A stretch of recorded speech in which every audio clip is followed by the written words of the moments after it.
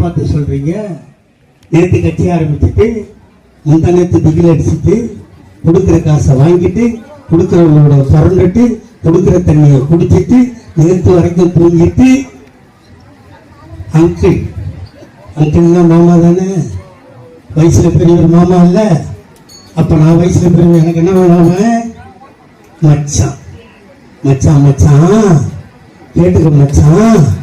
இந்த கட்சி நீ ஒப்பனுக்கு பிறந்தல்ல, ஒப்பகிட்ட போய் கேட்டு பாரு. திமுக என்ன, ஐயா கலைஞர்னா என்ன. எங்க சொல்ற?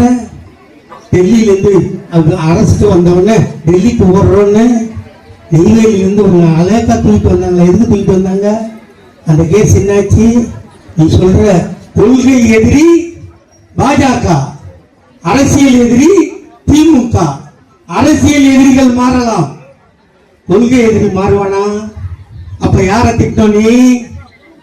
அங்க காசை வாங்கிட்டு ஜோசப் விஜய் சொல்லி ஓட்ட பிரி நாங்க உள்ள பூந்து வந்துடலான்னு அந்த சாயங்காலத்துல கண்ணு தெரியாத கவுண்டமணி சொல்லுவாங்க.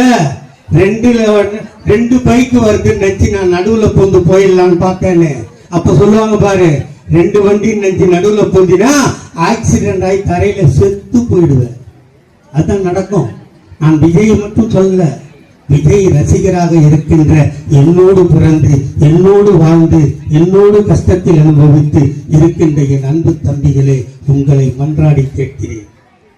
ஒருவேளை அவன் பின்னால் நீங்கள் சென்றால், அவன் 2 படத்தை எடுத்து வைத்தான். 25 ஒரு படம் வந்துருச்சா?